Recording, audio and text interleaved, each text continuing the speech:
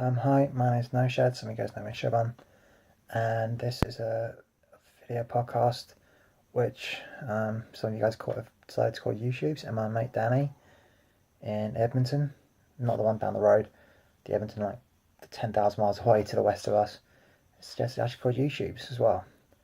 So let's just talk about what I like talking about the most, football. Um, Here's the thing, it's Euros 2016's, and I've probably seen one of the best matches I've seen in a long time in international football. I'll be honest, I'm more of a football club person than I am a football fan. Which, if those of you, if you're really interested in football, all the goings on, I really suggest you recommend read guys like Seb Stafford Bloor, Rod Baines, Thomas Cooper of the Bleacher Report, and especially for his tactics, a guy called Mark, Spurs fanatic, really really impressive stuff he does on strategy and tactics. But for me, I'm more of a just talking about football. England have disappointed us. That's something we do every year. And here's the thing: they will say, "Oh, it's because of this, because of this." Look, Rodgson wasn't their first choice as manager. Probably, I mean, maybe he was. Maybe thought Harry was too dodgy. Harry, who apparently didn't want it, and then he did, then he doesn't. And look, that kind of shit's been tearing apart Spurs fans for God knows how long. So hopefully you don't need to bring that up again. Now we're unified behind Pochettino. And one of the things that Pochettino did was to advance the cause of a certain man called Dele Alli. Dele Alli, just a huge fan. I mean, in terms of player of the season, last season we had so many players. We had Toby, we had obviously Hugo's, Harry Kane, top scorer. My vote actually went to Toby. But it could have gone to Mr. Ballet. It was very close between those two. But equally, Eric Dyer, Christian Eriksen, and Dele Alli. I mean, 10 goals scored, 8 assists, I think it was. So that's incredible for any player. But for a 20-year-old taking step from League One, it's incredible. Obviously, he'll have to go for second season syndrome. But I think one of the things that helps him in some respects is the fact that he's got someone like Harry Kane. So look, I went through this last season. Try and learn from what I did. Just play to your instincts, play to your strengths. Don't think too much. And just be yourself. And and the players had a long, hard season. Players, you know, irrespective of how the results are, they just like to have some time off and they like to go to the beach and hang out and chill. How very dare he do that? I mean, you've seen like the Daily Star and quite a few like the Mirror. Like, oh look, he's miserable, and he should be unhappy because he's on holiday. He should be miserable and woeful because we're all upset.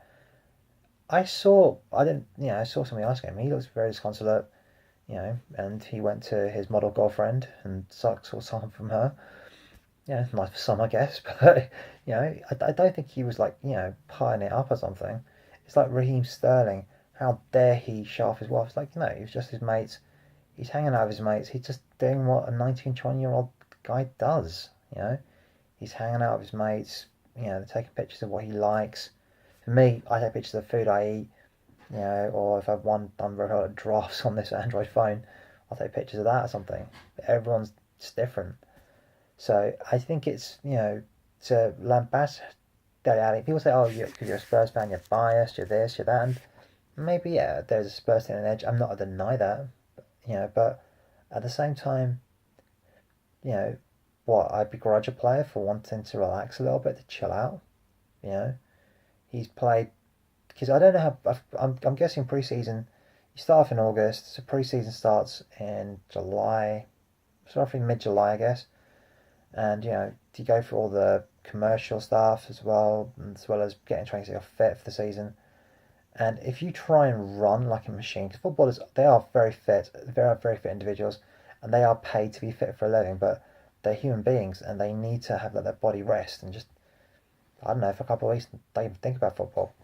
I'm sure he's been professional. I'm sure he's not so he's out on the lash, or I'm sure he's just basically, I'm sure, he's probably in a gym somewhere working out for an hour and then just hanging out with his mates.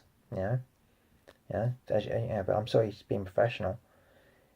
I think the press, they need someone to lambast. A couple of players. It is odd though. Is that both players seem to be of Afro Caribbean origin or African origin, and they seem to zone in on those two players. I mean, let's not zone in on Cahill.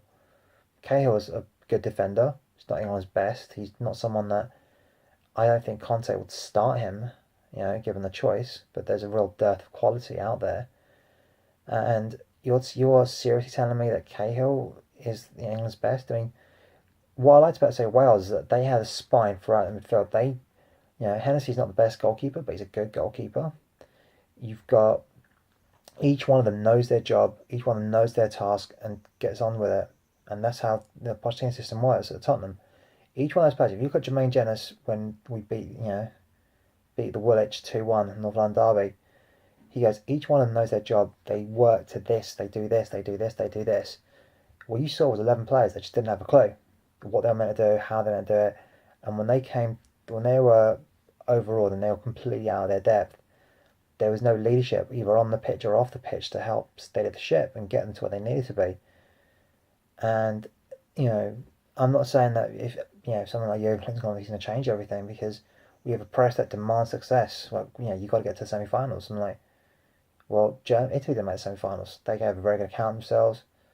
Germany, basically tore everything. Once they really, for want of the word, screwed the pooch at Euro 2000, they said, that's it, we're changing God knows how much shit. 2002, made it to the final somehow.